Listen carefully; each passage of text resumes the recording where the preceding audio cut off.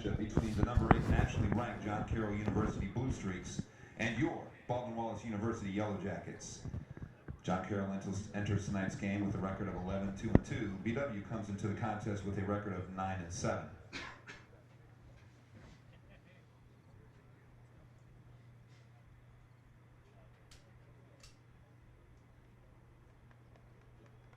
And now for tonight's starting lineups. First, for the visiting Blue Streaks from John Carroll University. Goalkeeper, number 29, Connor Robinson. On defense, number 4, Matt Nigro. Defender, number 8, Chase Ferncorn. Midfielder, number 10, Lawrence Sosimo. Midfielder, number 11, Stephen Shute. Midfielder, number 13, Jared Ianiro. Defender, number 15, Nicholas Ruggiero. Midfielder, number 20, Justin Brown. Forward, number 21, Jared Mute. Midfielder, number 23, William Turretin. And rounding out the lineup, a forward, number 31, Mario Abumitri.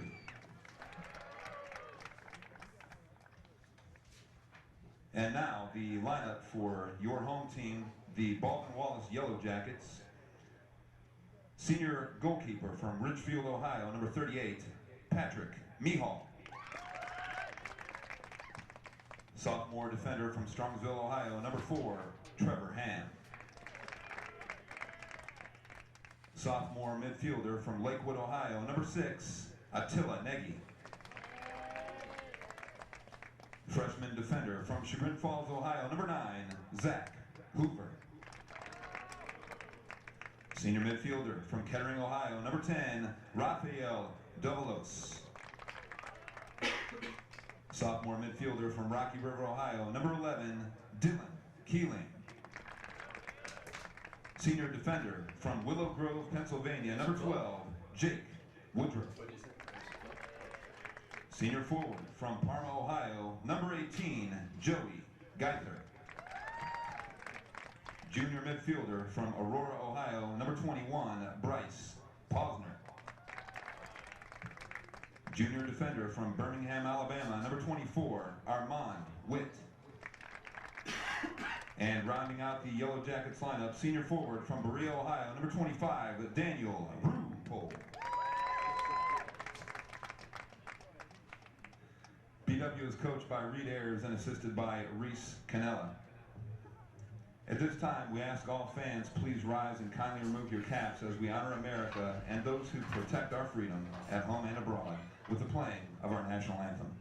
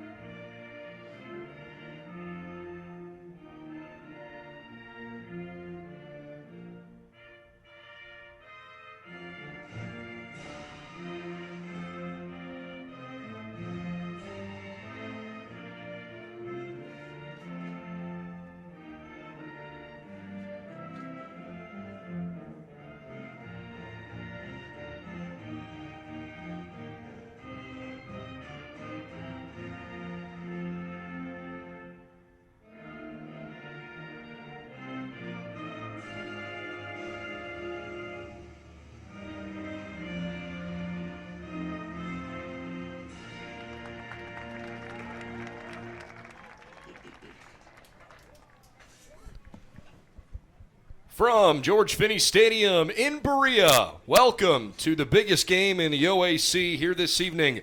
The Baldwin Wallace Yellow Jackets and the John Carroll Blue Streaks. The crosstown rivalry renewed once again.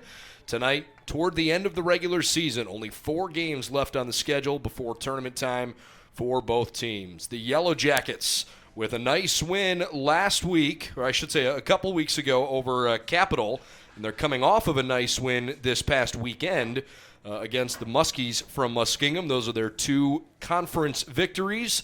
There's no doubt a win tonight would be their signature win of the year. Meanwhile, the John Carroll Blue Streaks, currently ranked 8th in the national poll for the United Soccer Coaches Association. They are 4-0-1 in conference play, 11-2-2 on the season.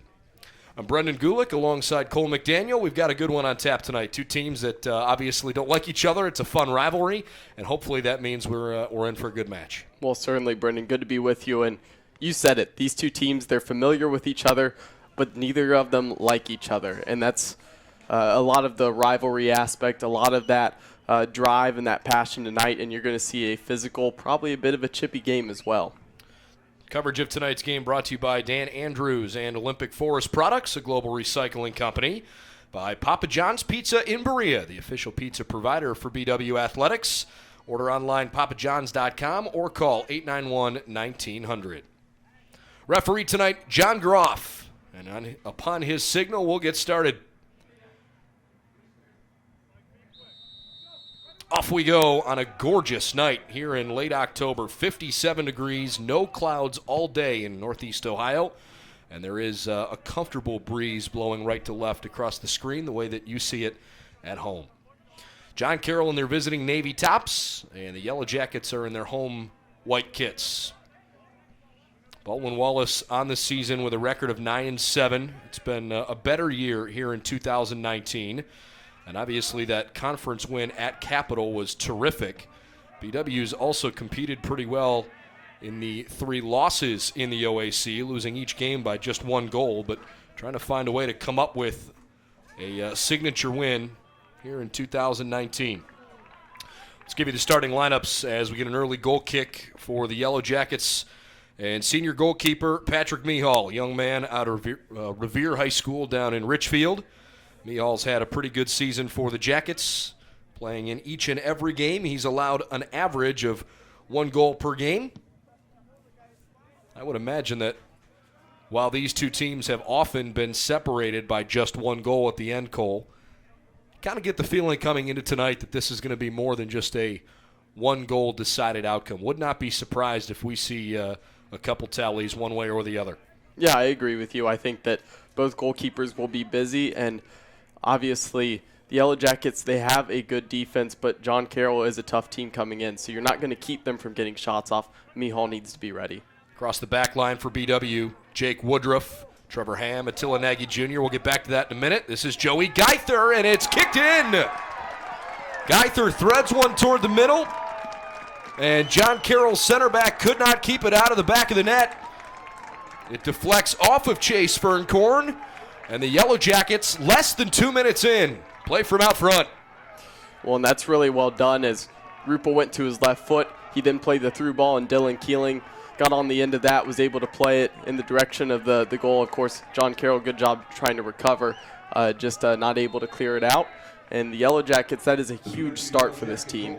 I'm not sure they could describe it as anything other. It's a dream start at home against a team that historically has had their number. You could sense the energy down on that BW sideline. Last time the Yellow Jackets beat John Carroll was the 27th of October in 2010. 1 draw in that time span, but the last 5 decisions have gone the way of John Carroll, including 3 in a row by just 1 goal. So we'll keep our eye on that as we move along. But the Yellow Jackets will play from out front against the number 8 nationally ranked Blue Streaks. Dylan Keeling puts it in for the Yellow Jackets. Anyways, we were just telling you starting lineups. Ham, Nagy, Woodruff, and Hoover will play across the back line. BW trying to thread things back through the middle of the field. Obviously want to play through Danny Ruppel as often as they can. Rafael Davalos, senior from Kettering Alter High School down in Dayton. He starts in the midfield. Keeling, the young man from Rocky River, a sophomore, gets the start tonight. Joey Geither, from Normandy High School in Parma. Has been a great duo up top with Danny Ruppel, all-time leading goal scorer and point scorer in BW men's soccer history. Armand Witt and Bryce Posner also starting for the Yellow Jackets tonight in the midfield. John Carroll starters coming momentarily. They're making their way up the right-hand side. Playing back wide left. Wide to Steven Shute. Shute with the right foot plays toward the top of the 18. And it's quickly knocked away. Center backs pressing forward quite a bit. Chase Ferncorn, a young man out of Olmsted Falls High School. Pretty big kid at 6'3" that stands in there at center back. But again, he and Matt Nigro unable to keep the Yellow Jackets out of the goal early. We're in the 4th minute, and it's 1-0 BW. Well, and I love what the Yellow Jackets are doing to start, and they threw a punch early, and I'm not meaning by the goal. They threw a punch that I think nobody would be expecting. You're used to them coming out in a 4-3-3. Right now, they've got 3 center backs across the back. They've got 2 wing backs. Jake Woodruff is playing right wing back, Witt at left wing back, and they're holding in more of a defensive formation, so they're going to rely mostly on counters. How much of that do you think is a product of having scored early? I think it's huge. It's ideal to be in that formation and then score early, but they already started in that formation and then they got the goal, so it plays right into their hands because you don't want to be down and chasing a game with less attackers forward, but if you're up, it's perfect. Fair enough. Matt Nigro, Chase Ferncorn, Steven Shute, and Nicholas Ruggiero, freshman from right next door at Berea Mid-Park High School. They'll be the back line for the Blue Streaks. Larry Sersosimo will start in the midfield, a young man from Pittsburgh Central Catholic. He's had a pretty good season. As Shute sends this one up in the air to the far side. And it's knocked away from Justin Brown, a senior from University of Detroit Jesuit, which is a high school in Detroit. Lofted in with the right foot, and a little too much heat put on it. That's Ruggiero retreating. Jared Matei, a sophomore out of Copley. Will Turrenton, who I think is truly one of the premier players in the conference, he and Danny Ruppel are right there. Ruppel has perhaps a gaudier stat line, but watching Turrenton is awfully fun. Junior out of Medina, and a very talented player. Another freshman that's made a big impact on the Blue Streaks this year in the starting lineup is a forward. His name is Mario Abumitri. John Carroll moving up the right side of the park again. From that corner, this is Abumitri. Pretty well defended. That one crosses the end line. And Connor Robinson is a sophomore goalkeeper from Wisconsin who is back there. Tommy Galena has also seen a pretty good amount of time in goal, but Connor Robinson has had a nice stretch of play lately. He's only given up 7 goals now in his 12th appearance. 7th minute of action, and the Yellow Jackets have a 1-0 lead coming right out of the gate with a big early goal. Well, and going back to what you said about Turreton, one thing is I would say he probably is the best midfielder in the conference. It's just one of those things where obviously he's not going to put up the stat line, especially holding in the midfield. Especially he's holding more of the defensive mid, so he's just trying to intercept the ball. He's trying to swing it around and get the possession started. So plays a very different role than Ruppel does for the Yellow Jackets, but another really perennial player in the conference. Ionero controlling. Good pressure from Keeling. Ionero to his right. And they play it through that right corner. It's popped up into the air, and we've got our first corner kick of the night. This has been an area where the Blue Streaks have been especially dangerous. For whatever reason, they haven't scored a lot of goals through the regular run of play, but they have been terrific when they get set pieces, and Turreton almost exclusively will be on the service end. Sends one in to the backside, headed up in the air, straight up, finally left-hand punched by Mihal. Still not done, though. Nigro with the left foot rips one, and it slips in. Somehow Mihal got short-sighted between Pat and the post. We're tied at 1 in the 8th minute. Well, corners are exactly what you don't want to give John Carroll in this game, and that's one thing they've recruited for. Obviously, you look down the roster, pretty much their whole team falls between 5'9" and 6'2", so they've got a tall team. There aren't really many guys that waver that are super short. It's pretty consistent across the board. So they're dangerous on corners, and they're going to make it hard to get the ball out. The Yellow Jackets couldn't get it out, and then that half volley put in right in the near post. What a crazy hot start to this game, and all of a sudden we're back level, not even 10 minutes in. Baldwin Wallace unable to ride for too long the early game momentum of scoring less than 2 minutes in. By the way, Matt Nigro scores his 4th goal of the season. He's been pretty aggressive in the box all year long, attacks the ball pretty well, and obviously from a pretty tough angle. And hard to know for sure if Mihal was unable to hang on to it or if he wasn't positioned where he wanted to. Whatever the case is, he certainly got a touch on it, but it somehow slipped between him and the left post.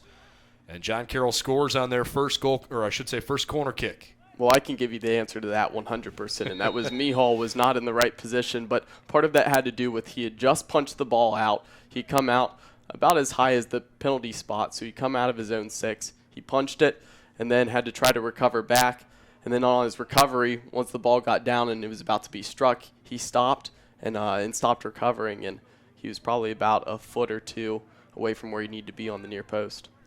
Not entirely sure what the issue was there, but head referee John Groff blew his whistle. And so the Blue Streaks with a free kick. I'll have to play it through a second time. By the way, Ryan Slack and Joe Seamus are the assistant referees here tonight. Sir Sosimo needed some help. It's a JCU throw here. Stephen Shute out of Covington Catholic, out in the greater Cincinnati area, but technically on the Kentucky side of the river. Geither, good long run. He just can't keep it in play.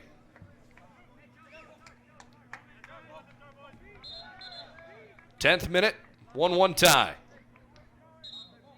You know, one thing about the formation for the Yellow Jackets, too, what it does is it entices John Carroll to push another guy forward, which gives more room up top for Rupel to run around, which is another benefit because obviously Rupel's such a fast player, and you just see that there's definitely the possibility of counters. You know, Geither has some speed as well, and if they can just push it behind the defense, there's plenty of room to run today.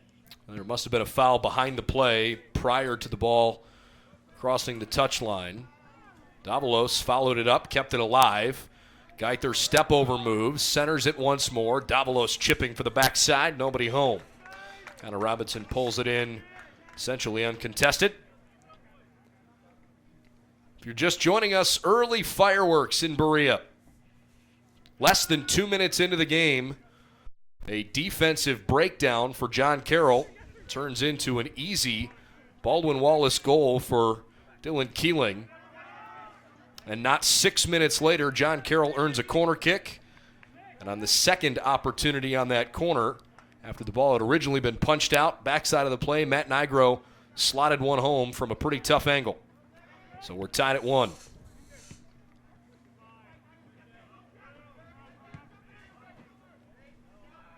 Up the right-hand side. And a goal kick.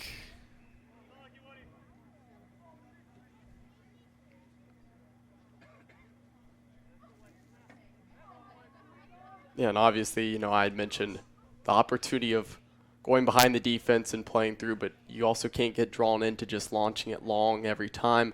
Again, I do like the idea to go there, but sometimes a vertical run, vertical ball isn't necessarily the answer, and that one ran directly out. Justin Brown attacking on the left flank, and the Yellow Jackets use the sideline as their friend. Coverage of tonight's game presented to you by the Oswald Company. They'll handle all of your insurance and risk management needs. Throw in from the left flank, right to the top of the 18, where Armand Witt apparently didn't hit it with his right hand. It was close. Another JCU throw. John Carroll has won a lot of really tight games this year, and many of them have not lacked drama. They won a lot of games early in the season with goals that were very late in regulation. But a win's a win, right? And so You look at some of the teams they had beaten at the beginning of the season, and at one point they were considered to be a top 3 team in the country. That was a tough challenge, and because the advantage didn't fall to JCU, the whistle blows. But perhaps that left forearm from Nagy got pushed into the Blue Streaks' back. But 2-1 victory over University of Rochester, 3-2 win over Kenyon, an overtime win against Mount Aloysius, wins at Denison and at Case. Team drew Carnegie Mellon. The first time they really got a taste of their own medicine was against Messiah, 3-0 against them. Boy, that's a really good header from Nigro on a ball that spun toward the top left corner, and Mihal measured it. Yeah, and the reason that one was dangerous was just because of the location it was going. It was placed well. It's just one of those where it would have been hard to get any power behind it to beat Mihal there, but the biggest opposition for Mihal was the goalpost, and now they're having to reset it. Yeah, that certainly was challenging. Clock stopped for just a moment. 31:59 left in the first half, so we are only entering the 14th minute here.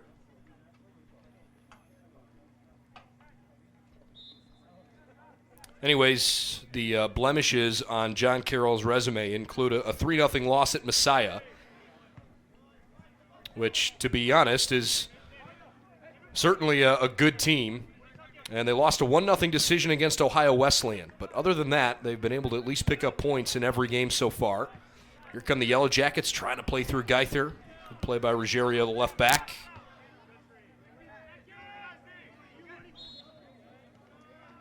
And another John Carroll free kick, just shy of midfield. Well, these are the kinds of free kicks that are a little easier to stomach because they're from such a long way out. But anything on the offensive half of the field, you better be locked in on your assignments. Yeah, and this is one where John Carroll just wants to try to use the height. Turretin plays it toward the backside of the formation, and it's knocked out of play. I believe that was headed out by Ionero. Former Kirtland Hornet in his junior season at John Carroll. Today's men's soccer results and all other. Well, on those free kicks, when you're straight out, it's so direct in. It's one of those things where you're not going to be able to get any power when you head it. Your only chance is really to flick it on and hope it directs in the path of the goal.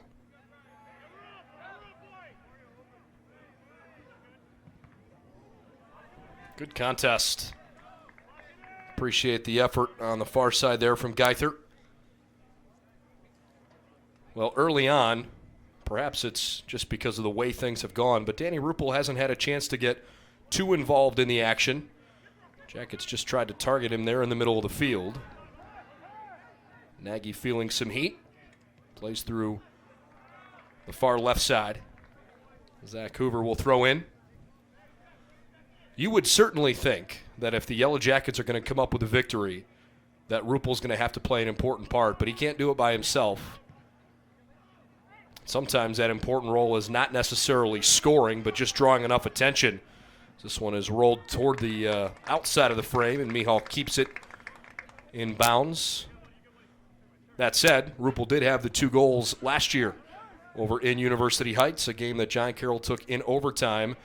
Bit of controversy in that game. There was a goal disallowed that the Yellow Jackets felt ricocheted off the bar and was in. I don't know about a bit. It was Keeling toward the right post, just misses wide right. It was a lot of controversy. It was Posner hit a shot, hit the inside, the upper 90, that just triangle in the goal, and bouncing off of the post inside of the goal. It was clearly in. You know, the opposing coaches, John Carroll's coaches, said it was in. All the fans thought it was in. Everybody thought it was in, except for the officials, and they let the game go on. It would have had the Yellow Jackets up by a goal, and that could have been a decider, but instead went to overtime, and Yellow Jackets lost in overtime. So a lot of controversy in that game. Well, certainly can't do anything about it at this point, but try and make amends for it here this evening. That's actually going to stay all the way in play until it crosses the end line, so it's a goal kick, even though it flirted for 30 yards or more with rolling out of play. You mentioned the head coaches on the Yellow Jacket side, Reed Ayers in his 18th year.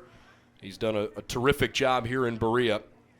And he's only been the head coach at BW slightly longer than Hector Marinero has been the leader of the Blue Streaks program.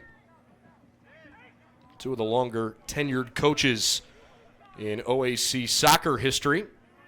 And both have certainly found success. Right now, John Carroll a bit more on the upswing. They have won 2 of the last 3 OAC tournaments, including last year in penalties against Ohio Northern after a double overtime 0-0. Nagy shields it off and a goal kick.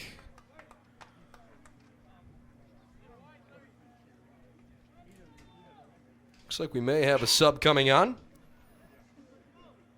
Adam Haas, the junior from Mayfield Heights and a former St. Ignatius Wildcat, stands on the far side.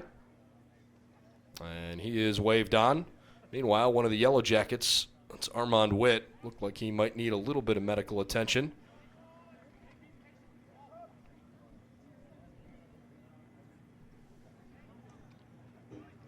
Well, while we have a moment, for those who are still trying to digest the beginning of this game, 18 minutes in, 1-1 tie so far. Your thoughts?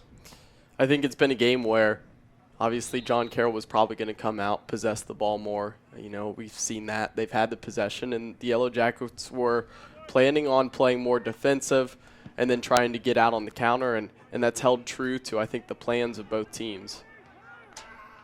Hit high up into the sky. Geither racing after it. Good defense there from Haas, who again just checked into the game. Well, unlike last week, where the weather was miserable, tonight couldn't be much more comfortable. It's exactly the temperature you want it to be this time of year. Comfortable for your body, not to wear out. Blue Streaks try to make something happen. They flick it back across the face of the goal, but nobody home for John Carroll on the backside. Good effort, though, from Sir Sosimo. Larry gets the ball here in the left corner. Slides it across. Still in trouble. Tucked toward the right corner. Spills away from Mihal after a solid shot there from Justin Brown. And a goal kick.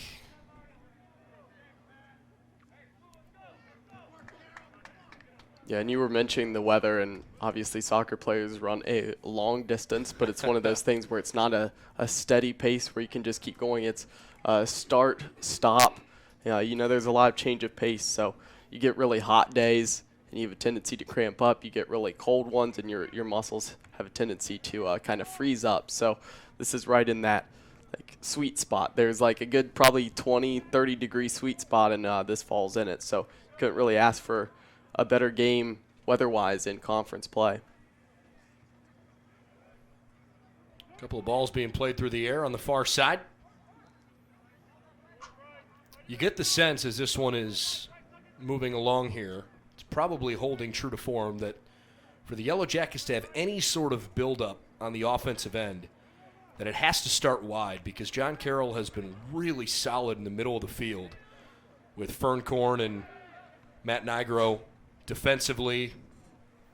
And then, of course, their center midfielders in Turretin and Jared Iannero. It's going to be hard to drive up the middle of the park against him. Well, right, and the Yellow Jackets, obviously, you know, I already talked about how they have the 3 center backs, so their width is coming more from the wing backs out wide, as well as still having kind of the 2 wings and kind of just floating around in the offensive end as well. So it does have to start wide for them because John Carroll is in a 4-4-2, but it's a diamond in the midfield. So the whole center of the field is covered by John Carroll players, and they have like a 4-2 advantage right now in the middle. This one slid all the way back across. Jackets trying to recover quickly. Turns into a long right-footed shot for the right corner. Iannero put a good one on frame. Mihal was ready for it. Woodruff didn't get enough on it to clear the midfield. Instead, a good ball left for the freshman forward. Little collision, but the referee says play on, incidental.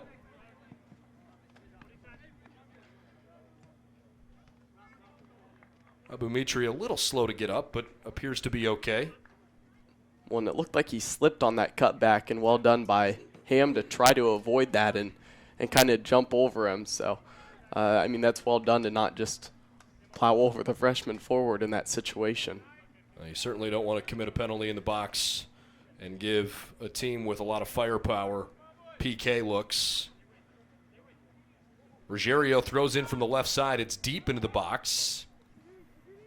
Fancy footwork, flicked across. Backside of the plate. Mihal's in trouble. The Yellow Jackets quickly clogged things up in the middle and prevented a shot. But that certainly didn't have a promising start. Good defense. Ruppel sends it across toward Keeling. And Dillon apparently hit that off of the Blue Streaks. Looks like a couple BW subs are preparing to check in. I'll tell you about them momentarily. Halfway through the first half, 22nd minute. Dylan Keeling scored for the Yellow Jackets. 2 minutes into the game. And about 5.5 minutes later, John Carroll equalized. Brandon Garabati, a freshman from Berea Mid-Park, checking on along with Andres Fabian, a freshman from Highland High School out in Hinckley. So a couple other Northeast Ohio natives getting their first crack here in the crosstown rivalry. Well, and with those substitutions, it changes the game a bit for the Yellow Jackets a lot. It's a lot more attacking now with taking out the two wing backs and putting Garabati and Fabian in the game. So going to get forward more, but it's going to still rely a lot on those three center backs staying tight and clogging the middle on the defensive end. Fabian taps one back a little farther behind Davalos than he would have liked. Played back forward. Now Turretin. Wide to the left-hand side and Brown. Dispossessed by Fabian. Davalos wins the battle, slides to his left. Posner goes wide left. Spins one just barely beyond Garabati's reach. John Carroll bringing on another sub. This time for the Blue Streaks, Justin LaFountain, sophomore from McQuaid Jesuit out in Rochester. He takes Justin Brown's spot. This is a large John Carroll roster. And there are an awful lot of freshmen and sophomore that see significant playing time, which would lead you to believe that they like the future of the program. Obviously, one of the biggest holes they had to fill in the offseason was a keeper that had started for 4 years. And for the most part, seems like they have figured that out between Galena and tonight's keeper, Connor Robinson. BW on the attack. They want to play through Fabian, who steps and gets central. Looking for a window to shoot. Instead, back to Davalos. 25th minute, 1-1 draw. Wide on the left. Garabati back into the middle, and it's cleared away. And we've seen Davalos try to hit that ball a couple times today, and that one came off beautifully, landed right at the feet of Garabati, and gave an opportunity to put the low cross in. Yellow Jacket throw. Right into the heat of the box. It fell straight down, and Ferncorn, I believe, the one that hit it away. JCU couldn't counter quickly enough. That's a great recovery. Here's Geither. Joey Geither nudges to his side. Posner into the middle. Ruppel tried to finish it across. Just barely took a poor deflection. Yellow Jackets so close to taking the lead back. Finally, for the first time in a while, some momentum for the brown and gold. John Carroll quickly up the field the other way. Tough challenge between Sersosimo, Matei, both there. Turns into a nice pickup for Mihal. Well, and taking out the wing backs, it does open up the game a little bit more for John Carroll as well to come down on the counter. We saw it right there in that situation. Garabati not able to recover quickly enough on the left-hand side, but well done by Ham to go to ground and get the first slide tackle in to slow it down and not give John Carroll as good of a shooting opportunity. Pretty impressed with John Carroll's calm in chaos. They don't seem to give it away a lot, even with some pressure. Rupel tried to find Geither moving forward quickly. Nigro tackled, and that's a foul. Yeah, and Rupel tried to stick his foot in there and tried to win the ball back. I think it was a situation, too, where that came right after Joey Geither got shoved off the ball.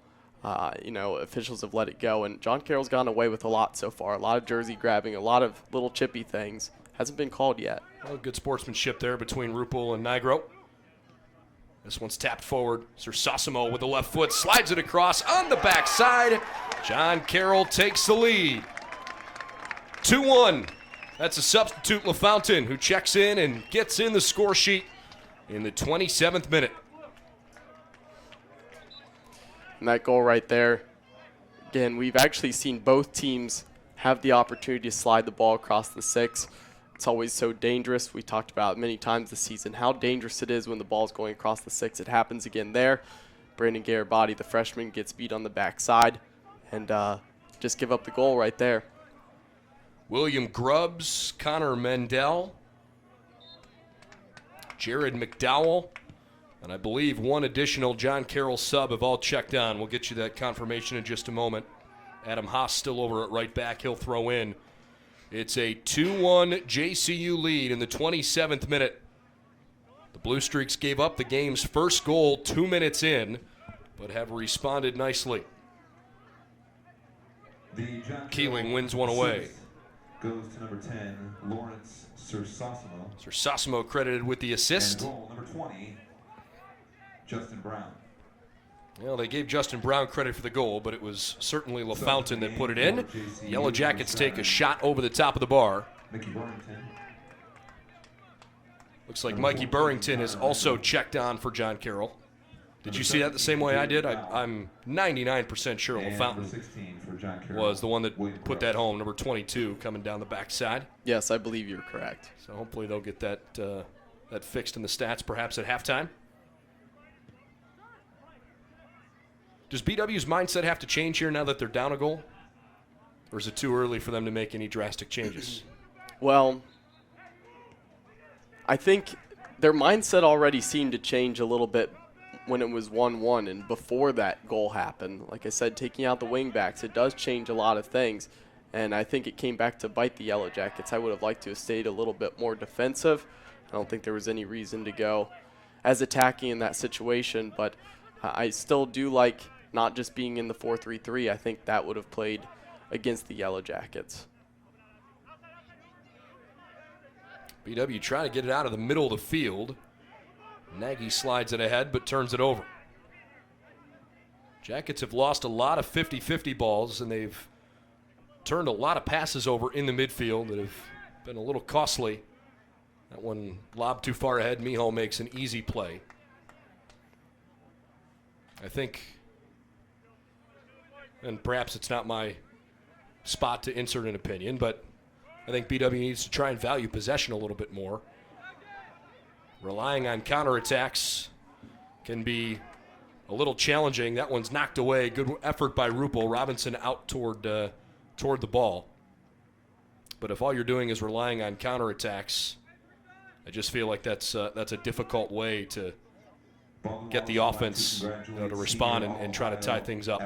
I would agree with you in most games. The only reason I disagree with this is John Carroll's got 4 guys in the midfield. I mean, you're not going to be able to win the numbers game. So you have 2, 3, you even try to toss 4 guys in there, and with the ability of John Carroll, you're not winning the midfield.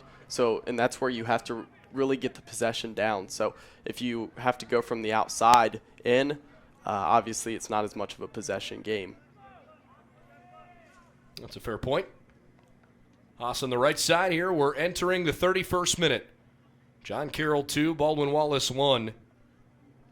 JCU on the road tonight for the first time in a couple years. The last 2 meetings, for whatever reason, the schedule shook out in such a way that they played in University Heights 2 years in a row. But the last BW victory in this series came in 2010. It was a 2-1 decision. And actually the third of 3 straight Yellow Jacket wins over John Carroll. But since then, it has not been a fruitful series for the Brown and Gold. And how does that not get called? That is a clear and obvious foul, and this official has not really given the Yellow Jackets any favors with the calls. Trying to play through it.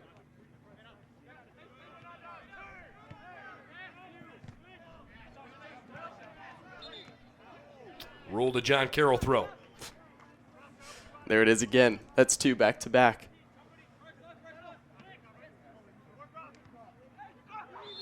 That's a foul on JCU. Davalos went to the turf after the challenge from behind from Ianniero. Raphael a little slow to get up, and they will stop the clock with 13:51, and not quite yet wave on athletic training attention, but hopefully it's not necessary. Good to see Raphael get back to his feet. He's a critical piece for this team, no doubt. He is a critical piece. He's a good player on the ball. He's good at swinging the ball around the field, but he's just that natural 6, that holding center mid where he can just sit in right in front of the defense and offer a bit of protection. Playing wide on the right side here with Fabian. Andrus tapping to his right, marked by Mendel. And the Blue Streaks win it back. McDowell turns and hits it ahead. It's a perfect ball right over the top of Mikey Burrington. Left foots it across. Give and go right back to the middle, and the Jackets almost put in an own goal. Boy, the development and the speed and precision there was really impressive. McDowell the closest to it, but good quick recovery. The Jackets almost let in a third. Yeah, and I think it's time to try to go back to being a little bit more defensive. I know you're still chasing a goal, but at the same time, especially once you get down to the last 10 minutes, the last thing you could do is give up another goal. With the right foot looking for the upper corner, Ianniero off target. You can feel, though, John Carroll with more and more confidence every time they come up the field. Hector Marinero told us earlier in the week that the issue for his team has not been the buildup of chances. He goes, we feel plenty dangerous. They just haven't put in the finishing piece often enough. 3-on-4 here. And with the tactical advantage, that should have been much easier for the Yellow Jackets. Instead, they surrender a corner kick. When you keep seeing it, obviously, John Carroll has the dominance in the midfield at the moment. All they have to do is intercept it. They go from the outside in. Obviously, that one was a little bit different, but for the most part, they've gone from the outside in, drawn a center back out, played across the field, and they're in clean on goal. So Turretin will line up for the corner. The Blue Streaks have already scored off a corner kick tonight. He puts it into the middle, high up into the sky. Nagy's got his head on it. Now Geither rolls it out. And crisis averted, at least for the time being. Yeah, and the official missed another foul. Dylan Keeling slow to get up. He took a shot at the near post. Keeling is still just now hobbling back to his feet. They did have to blow the whistle to stop play, so Keeling has to come off at least for a moment. Again, he's off on his own power, so that's a good sign. Don't want to see anybody get hurt. 11:28 left in the first half. 2-1 John Carroll here on the road. If you've tuned in a little bit late, I'm Brendan Gulick with Cole McDaniel. Coverage of tonight's game brought to you by Jimmy John's in Middleburg Heights. We're freaky fast, so your sandwich arrives freaky fresh. Call us at 440-625-0745, or you can order online, jimmyjohns.com. Also by Medical Mutual of Ohio, the official healthcare provider of Baldwin Wallace University. Yellow Jacket injury substitution number 20. So the Jackets make a change here and bring Cannon Dees into the game, and a ricket shot just over the top right corner. Cannon Dees on for Dylan Keeling.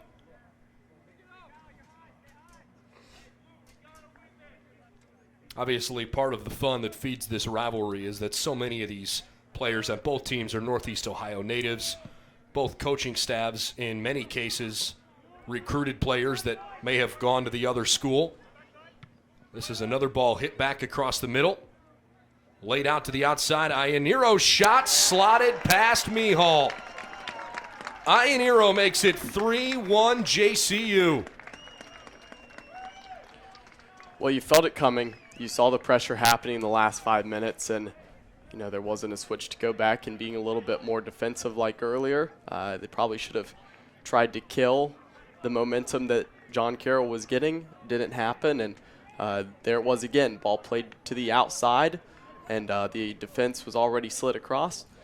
Clean on goal and great finish back post. Dylan Keeling for John Carroll, and 3 straight unanswered goals for John Carroll. Matt Nigro, Justin LaFountain, and now Jared Ionero. 3-1 to the visiting side in the 35th minute. And it's not panic time yet for BW, but they need to figure out a way to stop the bleeding in a hurry, because John Carroll has not surrendered when they've had multi-goal leads all season long. Davalos hits one ahead. Perhaps something stirring here, and quickly taken away by Ionero. I think the frustration for BW is that oftentimes they have a numerical advantage, so they give up a throw here, and yet John Carroll is still finding a way to be precise and quick enough with 3 on the attack to work around 4 defenders. You're supposed to feel like you've got some comfort playing with that tactical advantage, and for whatever reason tonight it hasn't been enough so far. This is McDowell slotting it forward just beyond Trevor Ham's reach and almost to Mikey Burrington, who is sitting on the doorstep. Burrington has had a kind of an interesting career. He is actually John Carroll's leading career goal scorer of anybody on the team, but he hasn't had a lot of opportunities this season. He's been battling a couple of injuries. It's only the 10th game of the year. The team obviously playing in its 16th game. Burrington with just 2 goals on the season, but enters 9 goals in 30 career games entering tonight. He is definitely a dangerous target up on the left side. Good effort from Ham, but it wasn't enough to win the ball. That one just barely crossed before Turretin could get to it. Well, speaking of dangerous, Rafael Davalos just got subbed off, and he was offering a bit of protection in front of that back 3. Posner slides back. Posner runs around a lot, but he's not as defensively stable at holding in front of the defense. He likes to run around more than Davalos does, so this could be really dangerous for the Yellow Jackets defensively. Well, they are scrambling to get back once more.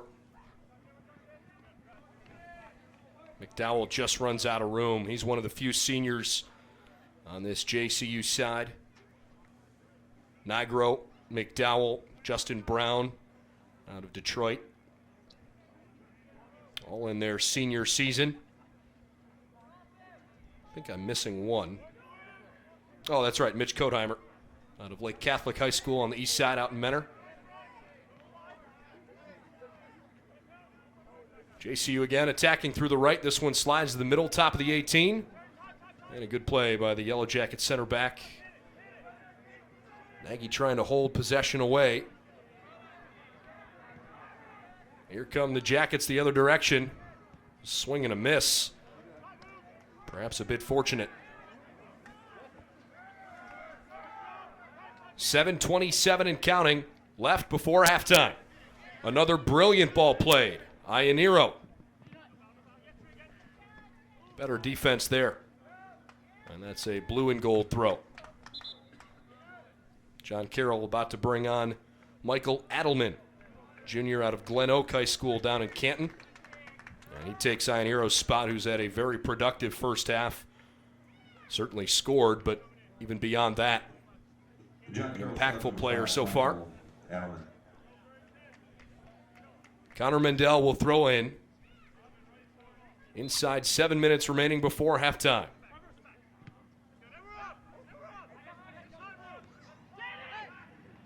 And Ruppel taken down. That's a clear-cut foul.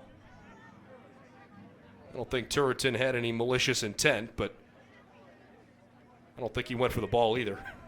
Well, he hasn't all game.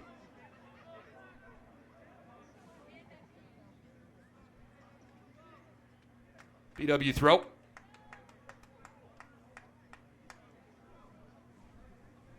Let's see. I think it'll be Keeling to throw in. Nope, that's actually Posner. Beg your pardon.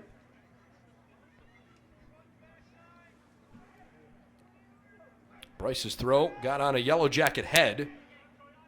Still in the box. Having trouble clearing it away. Geither in the corner with it. Lays it back toward Cannondees, but didn't hit it very hard.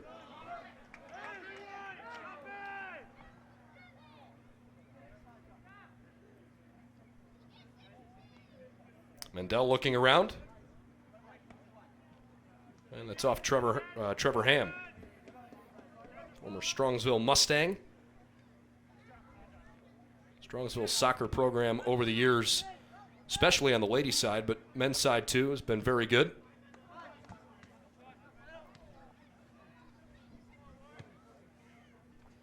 Well, for the Yellow Jackets, one thing too is you hope Dylan Keeling is okay over there, and you hope he can return, because he's probably been the most creative player on the ball so far in this game, and without him out there, the Yellow Jackets haven't gotten much going down on the floor and playing through balls or really anything. He's been so creative today. That's a great point. I forgot Keeling hadn't come back on. Hopefully he's all right. He is on his feet over on the far sideline, but certainly don't want to speculate at the nature of his condition at the moment. McDowell trying to get central. Jackets playing keep away here near side. Good pressure from Adelman on the trail, and it's too far out in front of Cannondees, and you can see he's a little frustrated. Looks back at Joey Geither and says something to him. It's 3-1 JCU. Jackets scored in the second minute, but have surrendered in the 8th, 27th, and 35th minutes. After a dream start, John Carroll has controlled things the rest of this first half.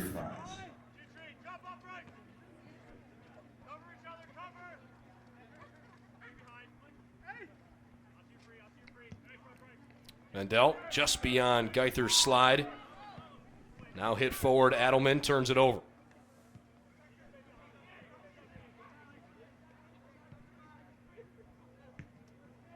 Again, trying to connect with Danny Ruppel, who just hasn't had a lot of opportunities so far this evening. Obviously, the Yellow Jackets need to get him going. It goes without saying. 57 career goals in 72 games. 141 points throughout his career. His numbers are ridiculous. Far and away the best player from an offensive production standpoint in program history. Be hard-pressed to believe that after the minimum requirement that he wouldn't be put into the Yellow Jacket Hall of Fame. But he's trying to find a way to help lead his team to a conference tournament, something that's eluded the Yellow Jackets in his time here, which has certainly been disappointing. A win tonight would help their cause, because if you look across the league, my goodness, Muskingum is not very good. Heidelberg's not having a great year, although Heidelberg did beat Baldwin Wallace. But just about everybody else in the league, 1 through 8, at times has looked really, really good. Jackets' best win, a 3-0 victory at Capital.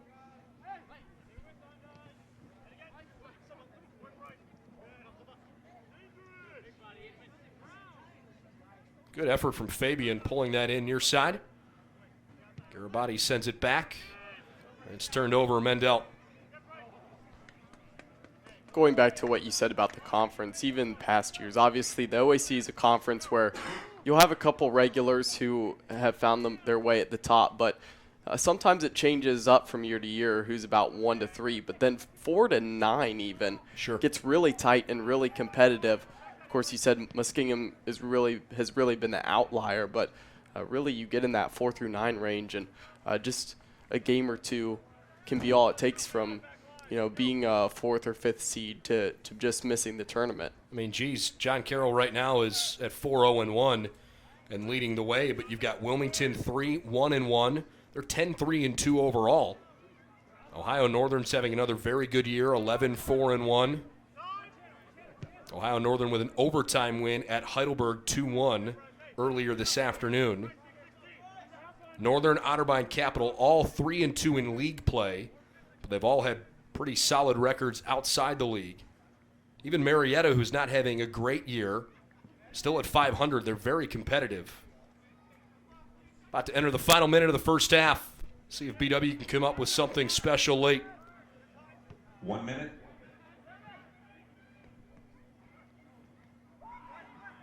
Grubbs turns it over. Perhaps this is the chance the Jackets have been waiting for with Rupel. Couldn't quite slide it in toward that left post. Tough angle. When you saw that, John Carroll played Rupel the right way. They forced him to his right foot, and they had two guys on his left making sure that he couldn't cut back, so all he had was a tough angle to try to slot it home, and there's really nothing he could do there. He'd have to hit a perfect ball that just hits the inside of the post and kicks in. Couldn't get it there. Well done by John Carroll defensively.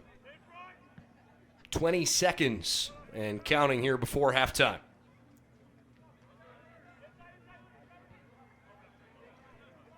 10, 9, 8, 7, 6, 5, 4, 3, 2, 1. That'll do it. 45 minutes in the books, and the visiting side, despite surrendering in the second minute, has made quite a statement. John Carroll 3, Baldwin Wallace 1. Yellow Jackets got a goal from Dylan Keeling, assisted by Danny Rupel early on.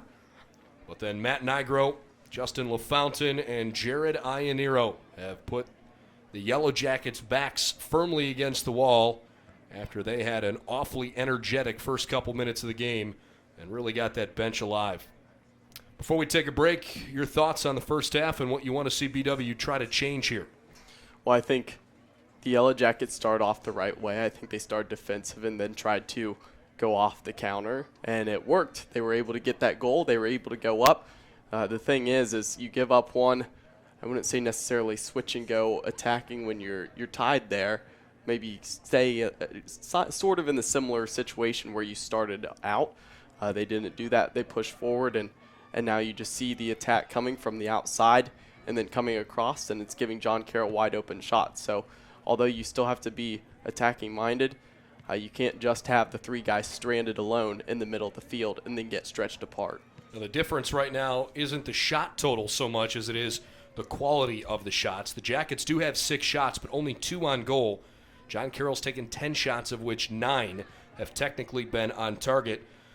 BW has also not yet won a corner kick. John Carroll scored off their first corner and looked dangerous for a moment on their second, but did not put one in. So we're at the break, and we'll step aside here for about 15 minutes. John Carroll 3, Baldwin Wallace 1 in the OAC crosstown rival here in Northeast Ohio. We'll be back here in 15 minutes or so with second half coverage on BWYellowJackets.com.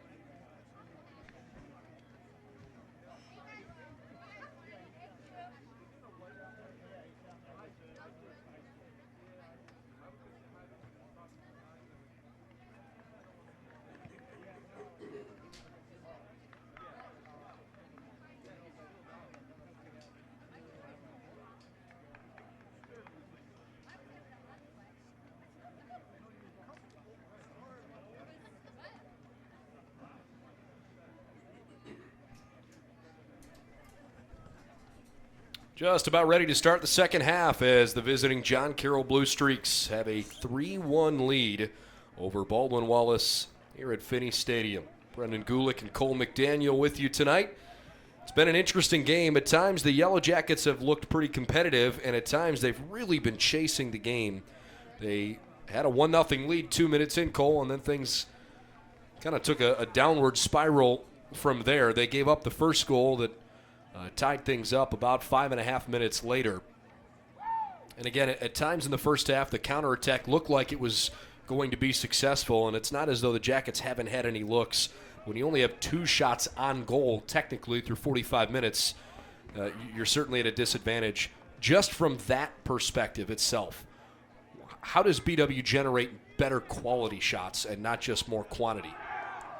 Well, I think one thing is they got to get inside more. They got to find ways to get in the middle, and that's going to be hard because John Carroll is forcing them to go to the outside. So really the best option for them is to lay the ball across the 6, just cut it back and hope somebody's coming in and crashing towards the ball and can get a shot off. That's probably the best opportunity because it's a thing where when you play the through ball, they're oftentimes having to take a shot from a poor angle, one that would be hard to squeeze it in the back post. Instead, just going to have to lay it off. Blue Streaks in their Navy road kits, the Jackets in their home whites. Quick build-up here from Baldwin Wallace. I think BW has made a sub out wide on the left-hand side of the field here. Shaheen Garamani, freshman from Streetsboro, getting into action, playing at left back right now. Dylan Keeling went out with an injury in the first half, and we'll have to monitor his progress if he can return, as JCU was called for the foul near side.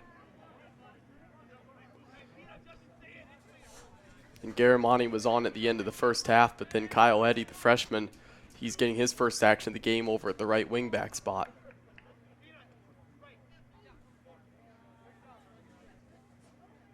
Davalos, opening minute of the second half, curls one in.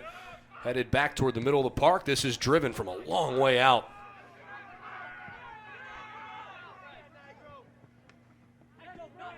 Jackets keep it in play. Good effort from Posner. And Ruppel's taken out. That's a foul. First half goals, Matt Nigro, Justin LaFountain, and Jared Iannero for JCU. And upon further review of the first half, the BW goal has been reversed to an own goal as Danny Ruppel takes the free kick, hangs it in the middle of the box, and it's punched away. Originally credited to Keeling with an assist to Danny Ruppel, but the scoring decision was changed at halftime. Here comes Iannero, launching it across. Header goes back toward Mihal. McDowell couldn't get it quite out of Mihal's reach. One, all the defenders were pushed up because of the free kick earlier. Posner was left back and kind of stranded on an island. All he had to do was slide. That's really the most he could do in that situation. Unfortunately for him, not able to fully clear it out. Still gave John Carroll an opportunity. That one's cleared away.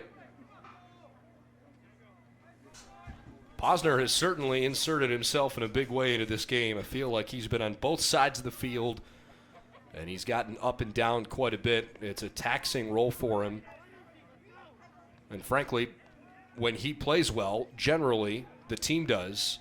When he has tough games, in general, the team tends to struggle. Oh, great header, and it was just deflected away.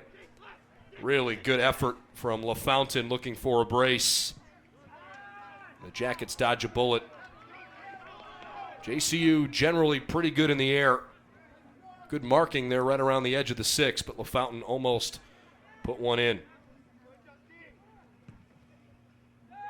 This one's sent away. Wind is blowing reasonably hard. About a steady 10 miles an hour. I wouldn't really call it windy, but it's certainly breezy. And blowing from right to left the way you see it at home, and perhaps a little bit from near to far. Attila Nagy, Trevor Ham, both still in at center back for Reed Ayers' Yellow Jackets. They got a big job here in the second half. I would imagine that if Baldwin Wallace is going to win this game, it's hard to envision that scenario if they give up a second half goal. It'd be hard to see them scoring 3 times and perhaps pushing it to overtime. Certainly not impossible, but that seems improbable. Yeah, and it would be hard now regardless, obviously, with it being 3-1. It's not the best position you want to be in coming out of half. But the Yellow Jackets surprised John Carroll initially to start the game. And because they surprised them, they were able to get that lead. But since then, John Carroll's really adjusted well. And they've played well and kept the ball down and played like a ranked team would. Currently ranked 8th in the country, 11 wins, 2 losses, 2 draws on the season, with some pretty impressive early season wins over very good sides.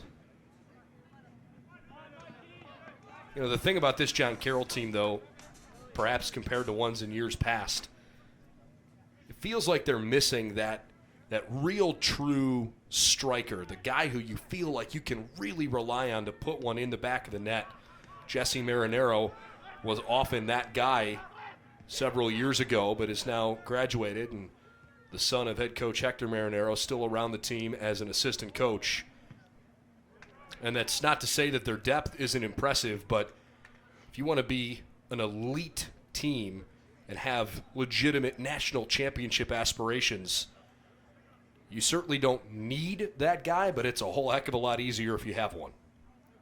Well, they're a well-rounded team, so when they come out against teams they're better than or actually kind of even with, it works out great for them. But what happens when they come up against a team that is better than them and you're getting outplayed? That's when you might need that perennial goal scorer, the star striker. I think they saw that against the Falcons from Messiah College, who have long been one of the true elite teams in Division III men's soccer.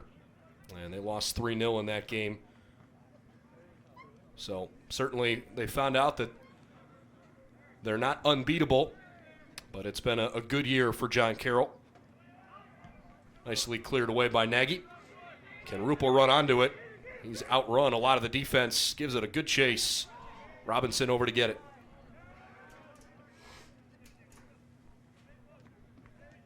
Baldwin Wallace would like to congratulate freshman place kicker Dean Saris of Canton on being named the OAC Conference Robinson with his eyes ahead, Player of the Week. blasts it up the middle of the park. Congratulations, Dean.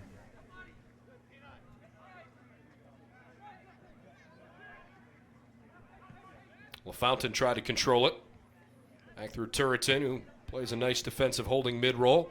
We saw him press ahead quite a bit in the latter portion of the first half. Well, that's not good. Hoover is slow to get up. It didn't look like it was a contact injury. Hoover stuck his foot out to knock it out of play. Turretin stepped around him, but Zach went down, and they're waving on athletic training attention.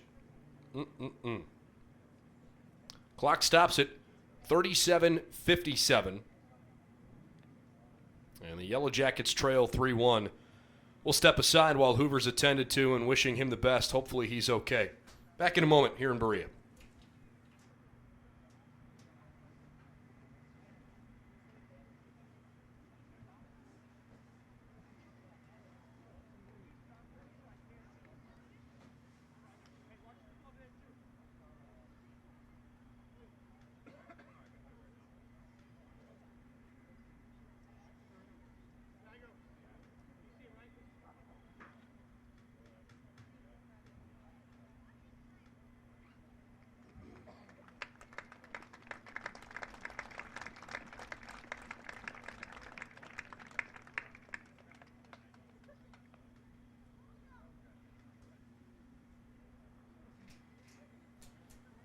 Hoover gets helped off the near side of the field by the training staff and Attila Nagy Jr. Good sportsmanship there from Will Turretin, going over and tapping him on the shoulder. Again, it was kind of a weird play. It looked like maybe his foot just got caught in the turf there. I hope he's okay. Yeah, and he's been a big part of this team. He didn't really start the year back in the defense, but a couple injuries brought him on, and then since then, coaching staff thought he's played well enough, and so he's spent a lot of time starting at center back. So you'd hate to lose him. Hopefully Hoover is okay to return. If not tonight, be ready for the next game. So Turretin will have a free kick here. It was a foul before that ball rolled across the touchline. By the way, 55th minute down in Westerville, and the Otterbein Cardinals lead Wilmington 2-0. That is a really important game in terms of conference positioning as well. JCU 3-1 out front. Turretin readies for a de facto corner. Slides one in low. Good defense from BW, and Rupel gives Davalos a chance to run onto it and make a play. So Sosimo defended him well. Kyle Eddy comes forward. It can't be what he had in mind. Yeah, and the Yellow Jackets, they're just trying to get the break. They're trying to get the run out. Obviously, you'd like to get Rupel running onto the ball. He had to flick it off there. Davalos, well done to hold on to it, but and that's one where Kyle Eddy needed to square his hips a little bit more and send it across the field. I don't think he intentionally sent towards the goalkeeper, but if it's headed towards that direction, it should be the goalkeeper's ball any day. Other scores around the league, 55th minute, Mount Union Marietta deadlocked at 1. And it's the 50th minute at Muskingum, Crusaders and Muskies 1-1. Told you in the first half, Ohio Northern got Heidelberg 2-1 today in overtime. This one slipped through. That was a really good dummy from Rupel, but better awareness by Adam Haas. Otherwise, Baldwin Wallace had a really good look there on the back half. Instead, McDowell, fancy footwork. Tried to sell it. Oh, it's tipped over the bar. Good try from Mikey Burrington. Mihal gets a bit fortunate. Came out quite a bit and tips it over the bar. Third JCU corner on the way. And that was just a mockery of slide tackling there from the Yellow Jackets. You know, a couple missed slide tackles, and then Posner off of his slide put it right into the path of an opportunity for a shot there, and Burrington just not able to get it in the back of the net because Mihal made a great save. Turretin will take the corner. Plays it right in front, hits off a Yellow Jacket defender. That was Woodruff that initially headed it. And JCU's chance fizzles out here. Davalos went hard after it. Fountain right there too. Thankfully both guys okay. Always hold your breath a little bit when you're playing on a field that has a track right next to the edge of the field that makes those dead sprints toward the sideline a little bit more climactic. That's a little too easy for Ionero. And apparently a good takeaway.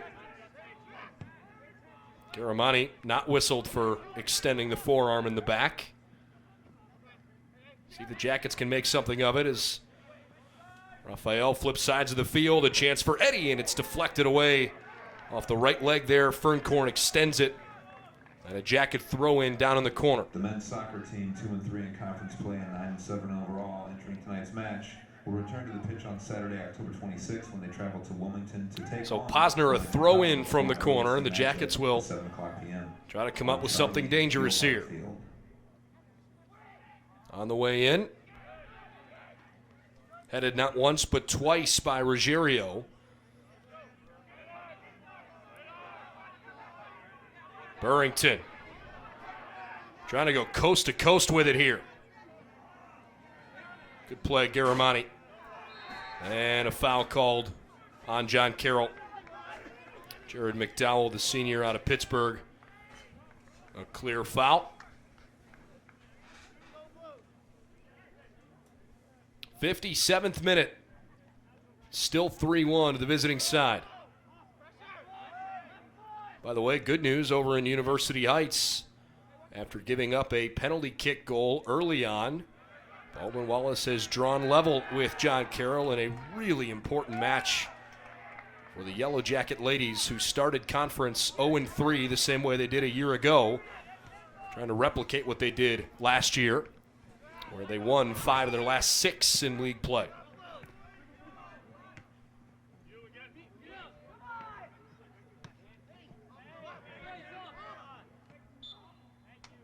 Foul on Posner.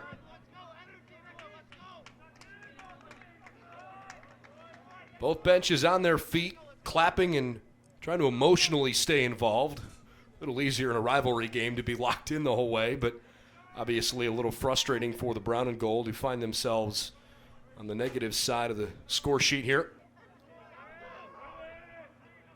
Still more than half an hour to play, though. Definitely not over. No, it's not over, but the Yellow Jackets haven't done enough to generate any attack here in the second half, and it's really not piecing together for them to get momentum and get a break the other direction. Now, BW's only taken 1 shot in the second half so far. Mihal makes a diving one. It spills away a second time, and a great defensive effort, knocking it away by Garamani. Oh, Pat Mihal might have just saved any opportunity there. And he's the reason this game isn't 5-6-1 at the moment. Mihal's made some huge saves, especially here in the second half, to keep the Yellow Jackets still in the game. Davalos ahead to Rupel, who knocks a good ball forward. Eddie couldn't run onto it, though. Apparently controlled by Sir Sosimo legally.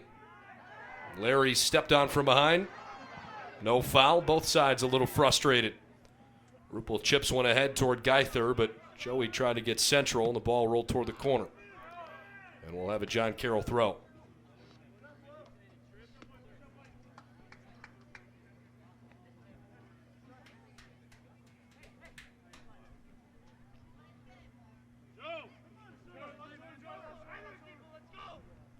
'60th minute. John Carroll, 12 shots, 11 on goal. And they've put in 3. Nigro, LaFountain, and Ianiro in the 8th, 27th, and 35th minutes. 8th minute goal came off a corner. The other 2 in the run of play.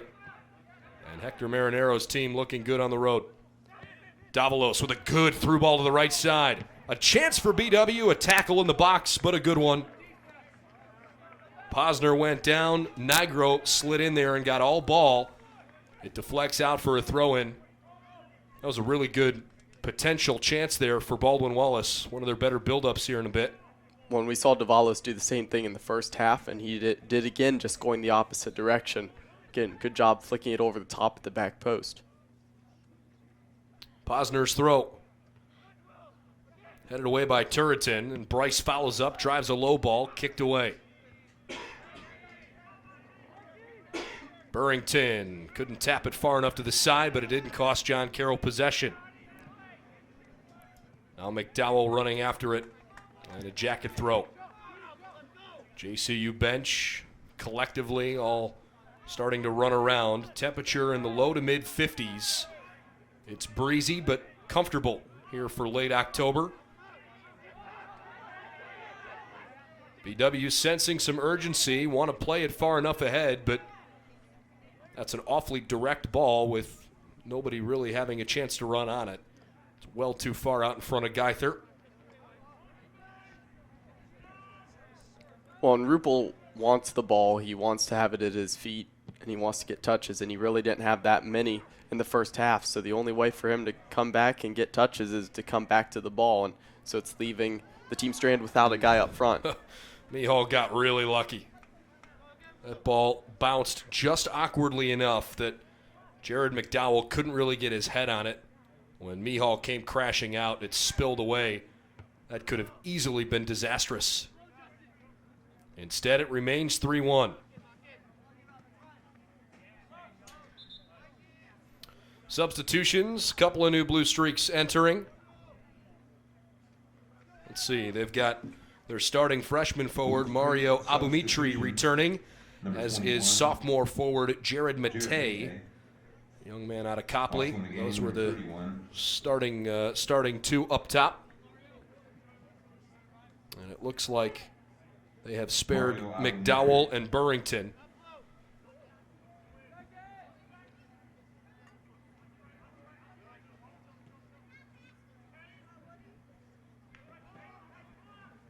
Sersasimo. That's a JCU throw. I think this is the point of the game where you're starting to see John Carroll's depth. They haven't really lost a step here in the second half.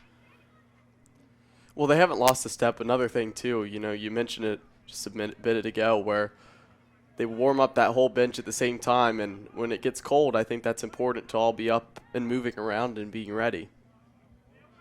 Keeps those muscles from locking up and getting all cold and tight. No doubt. Adam Haas ready to throw in.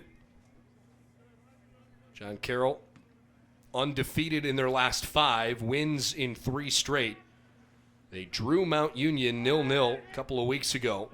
Good sliding effort from Haas. Got away from Garamani. Conference wins 6-0 over Muskingum. 1-0 over Capital, 2-1 against Otterbein, and 1-0 most recently at Ohio Northern. The 3-goal output for JCU tonight. It's the first time, other than the Muskingum game, it's the first time they've done that since they hung 4 on Medaille back on September 8th. They entered the night with 28 goals scored over 15 games, and 6 of those 28 came in one match against a Muskingum team that really isn't very good. So offensively, it's been a troublesome season in some regard. They've done just enough tonight. Been a little bit more authoritative on the offensive end and have done a better job finishing. There's an interception. Garamani trying to hold possession. Davalos couldn't tackle it away. Another really good chance, and Mihal gets beat. 4-1, John Carroll. Larry Sersasimo. That might be the nail in the coffin. Yeah, and that's one where playing out of the defense, you can't play that flat of a ball. Obviously, it wasn't like directly flat, but still a slow roller going across the field, gets easily picked off. Sure, there was a scramble for it. John Carroll comes away with it. They get on the break, and then, insult to injury, the pass through goes right through a defender's legs, and then all it takes is a chip over Mihal, and John Carroll gets a goal. Well done in the build-up. Well done to intercept the ball and get forward quickly. 3rd goal this year for Sersasimo and his 8th career tally in just his 38th game. Sersasimo makes it 4-1 Blue Streaks.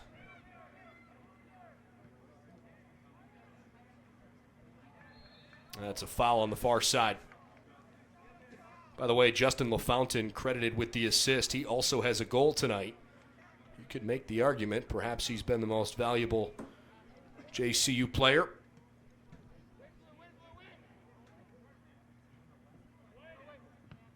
Remaining games for John Carroll include Marietta this weekend, Heidelberg on Wednesday, and they close the regular season against Wilmington, who, as I mentioned earlier, is having a very good year. And perhaps that could be a good match going into OAC tournament play. Yellow Jackets will play those same Quakers this weekend. It'll be a fun match, 7 o'clock on Saturday. Then BW comes back home next Wednesday. They've got the Purple Raiders coming to town before they close Saturday, November 2nd, 7 o'clock against the Marietta Pioneers. And hopefully Baldwin Wallace will have accumulated enough points to be top 6 in the OAC and sneak into the OAC tournament. Obviously, if they go on to lose tonight's game at 2-4, that's going to put their backs against the wall. Not impossible, but they certainly have to come up with some good results in the last 3 regular season games.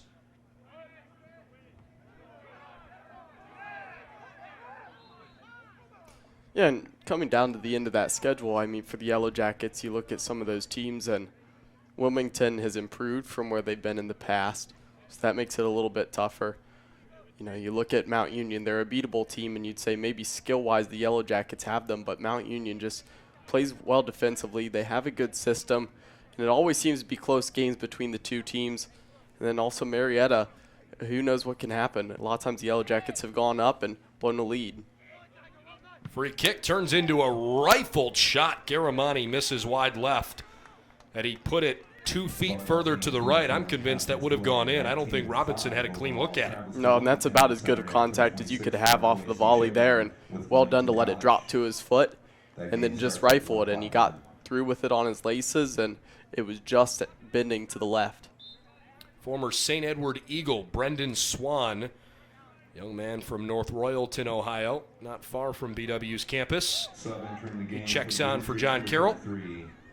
Brendan Swan.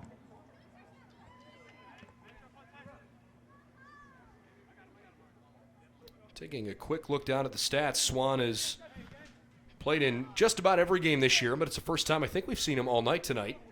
He's only missed 1 game this season, but he checks in here about halfway through the second half.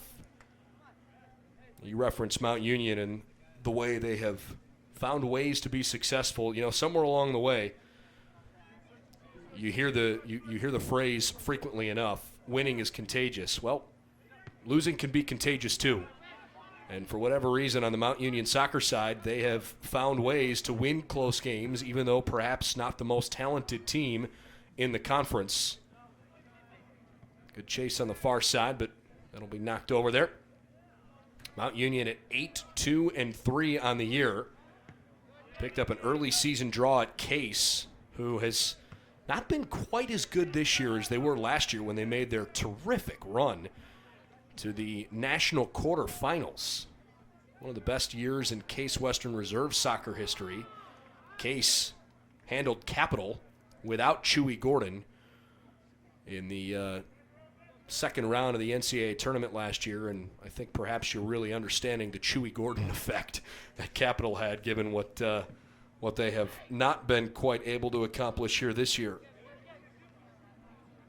Meanwhile, you look across the field, Andres Fabian standing waiting to check in for BW, and assistant coach for the Yellow Jackets, Dejan Mladenovic, goes over and says something to him. They have known each other for a while, as is the case with a number of the guys. Dejan coached Andres Fabian in club ball. You might not ordinarily see something like that where a visiting coach would say something, but I'm sure they were quickly exchanging pleasantries. Yeah, it's a nice moment to see the Blue Streaks coach go over and address Fabian. I know Cannon D's also, among a couple of other Yellow Jackets along the way, had a relationship with Coach Mladenovic. 69th minute, 4-1. JCU building up again through the left side. Nifty little move from their freshman forward, Abumitri. Now they chip it back into the middle. Almost fell to Ionero, cleared away for a moment. And a lengthy shot ripped off a Yellow Jacket defender. Mihal touches it and watches it go out of play. I think he made the determination it came off one of his own guys, so he was trying to keep it inbounds and save a corner, even though it turns into a corner anyways.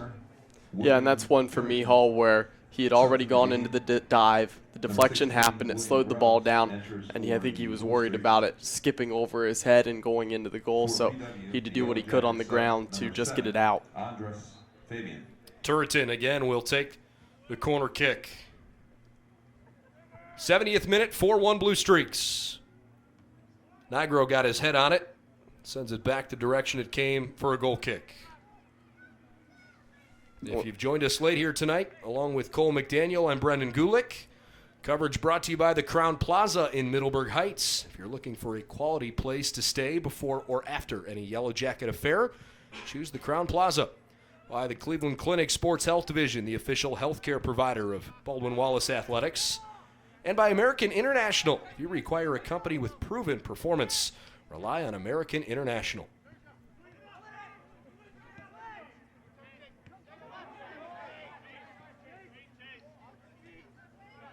Ferncorn decides to keep it at his own feet. Tap to the right. And Attila Nagy Jr. got it off his foot quickly.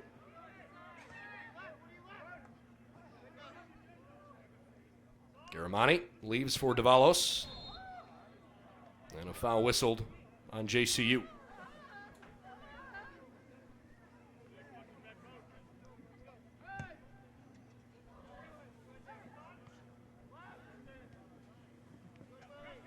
Turretin.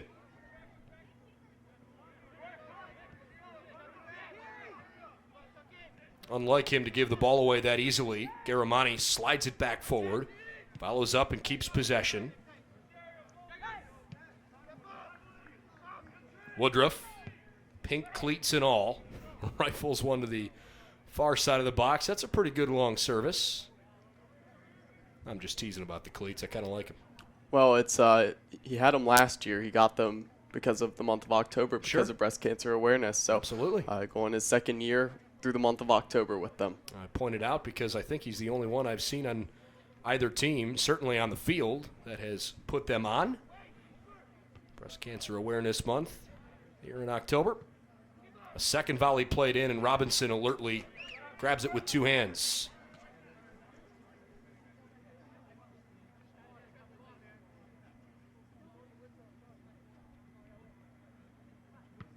Robinson crunches it down the field.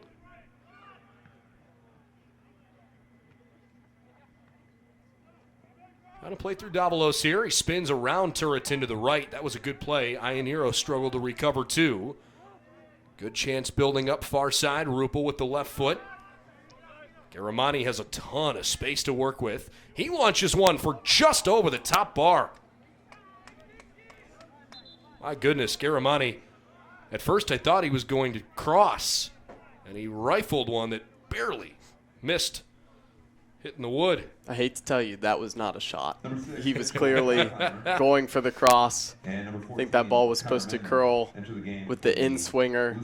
He kind of caught it wrong, and it floated and drifted to the left-hand side. Well, if he says something, you call him out, not me. I was going to give him the benefit of the doubt.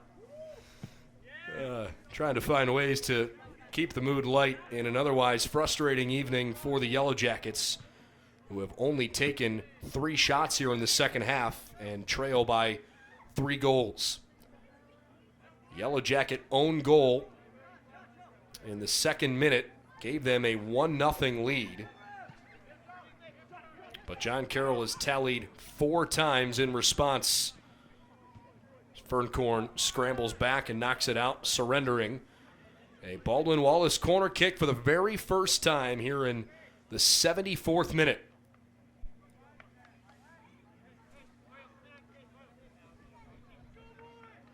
John Taskar, who just checked in, is in the corner along with Rupel. John with the right foot sends a low driving ball in the box. Knocked straight up in the air by Ferncorn. Turning around, and Connor Robinson's able to get to it. Get ricocheted off someone's elbow, but not too far extended out. Certainly not enough to draw the whistle. Yeah, and although the Yellow Jackets haven't had any corners, it's not really an area of the game you expected them to win tonight. Sure. Versus John Carroll due to the size disadvantage, and might I add, a massive size disadvantage. Yeah, no doubt about that. Trying to be objective.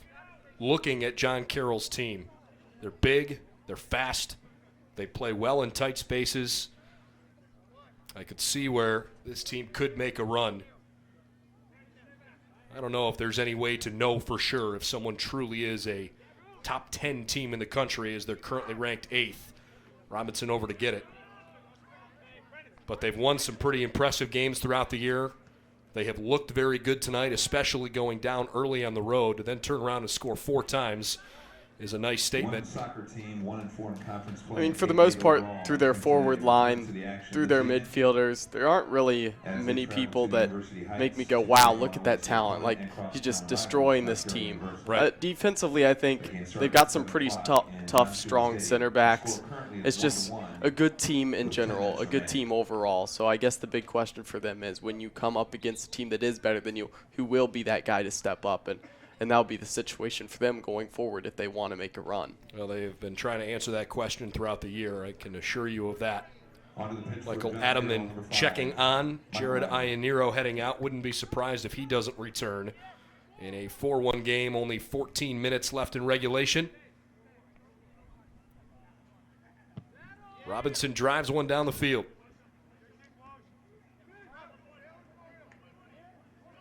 Ramani couldn't get to it. Instead,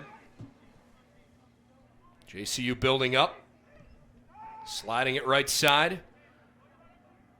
That was a nifty little decision. Adelman decided to go toward the corner. Gets around Woodruff, touches too firmly toward the end line. And perhaps he'll think differently of the situation now looking back on it. Looked like it could be dangerous for a moment. Well defended by BW. Yeah, and after that last goal for John Carroll, you just see the pace of the game in general is slowed down. I think John Carroll's kind of stepped off the gas a little bit. They're still playing hard, but they're not going as quick as they had done previously.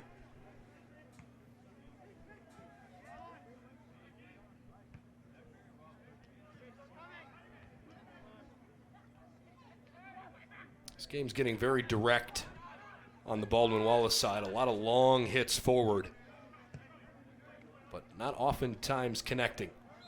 Flag is up for offside. I think it's the first offside we've had all game. I can't remember one prior here to the 78th minute. Yeah, live stats say that's the very first one all night. Little back heel through ball. Doesn't amount into anything. Finds Taskar in the midfield.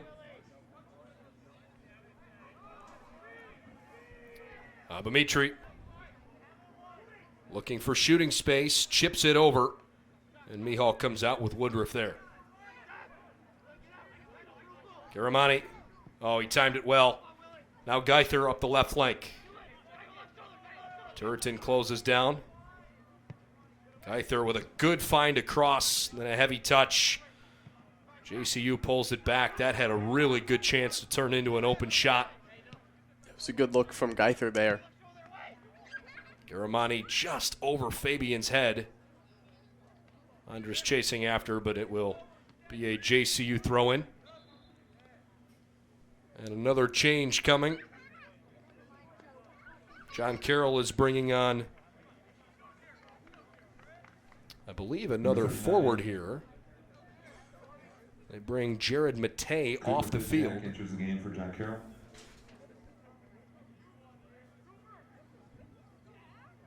Cooper Bizjak, freshman out of Aurora, has checked on. I believe the Yellow Jackets made a sub as well. They just brought on Jared Webb for the first time tonight out of Brother Rice High School up in Michigan. Yeah, and you're getting down towards 10 minutes left to go in the half, down 3 goals. You know, I think it's probably about time to start thinking about, you know, the future games and needing to get at least 2 wins out of that next 3, to even just to be close to being considered going into the tournament. So might be time to start thinking about taking off, you know, Rupel, Geither, some of your big names like that on the attack. JCU also just sent Aaron Swerline, freshman from Toledo St. Francis de Sales, to the scorers table. He'll check on shortly. More space in the midfield, trying to play through Abumitri. It was a decent ball originally hit by William Grubbs. And Swerline comes in for Grubbs here. 80th minute, it is 4-1 JCU. Number 26, Aaron Swerling, enters the game for JCU. Taskar nicely turns that one to his right. Rupel chips it ahead. Controlled by Webb for just a brief second, and then it went out of play.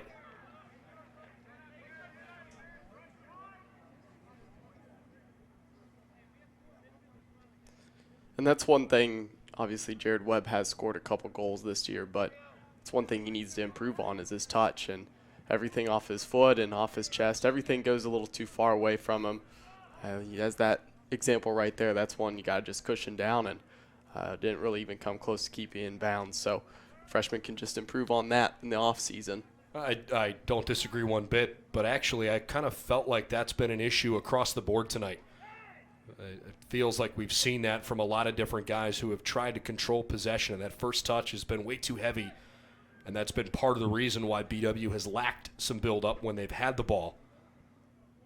I would imagine that it's difficult to have soft feet when you're moving quickly. But they need to find a way to do it. Dancing around, this is senior Mitch Kotheimer. And he gets cut off. Woodruff comes away with it. Up the field here for Webb. Jared running fearlessly toward the ball. Chase Ferncorn was not going to make it easy on him.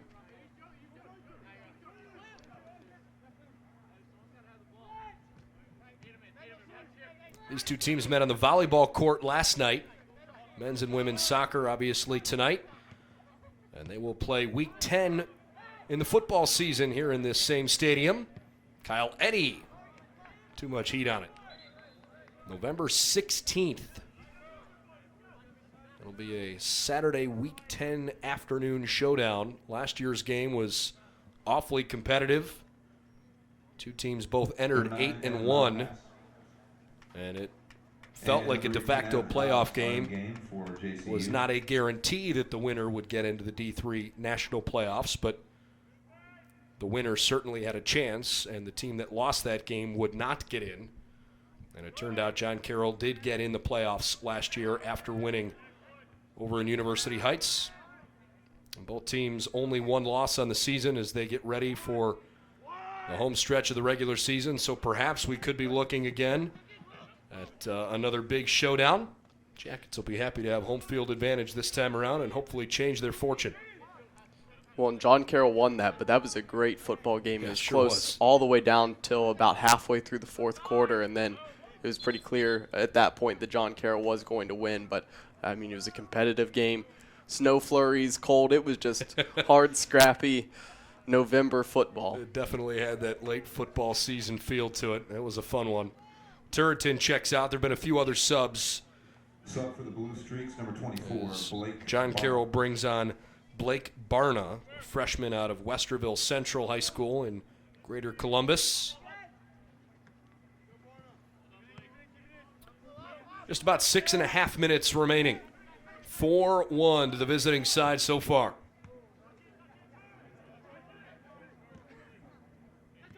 Geither back to Taskar. And John's cross went ricocheting off of Aaron Swerline, who hopefully is okay. He's hobbling a bit, but still moving around, trying to run it off.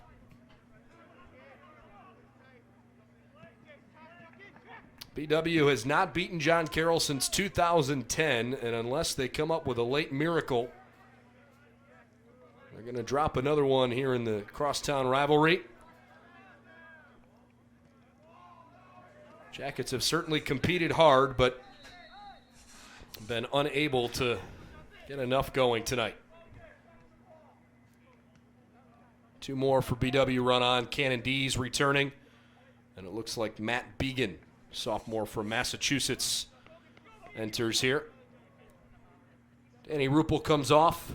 I imagine he's done for the rest of the evening. Yellow Jacket subs, number 20, Cannon D's. And number 31, Matt Began. Garamani. And Ruppel and Geither are the two guys that really needed to go off. You know, the strong staples of the attack, and they're two important guys for these upcoming 3 games. I was looking over to see who else had come off. I speculated that it might be Geither, but only now do I see him over there. You're right. You got to try at some point to take care of your future. Clock stops at 4:43 here as JCU makes another sub. And they are bringing on Timothy Flannery, a freshman from Whitefish Bay, Wisconsin, went to Milwaukee Marquette University, which is a high school up there. And they take off Chase Ferncorn, former Olmsted Falls Bulldog, who played really well tonight at center back. Well, you hear it in a lot of sports. If you're solid up the middle of the field, you've got a really good chance to win.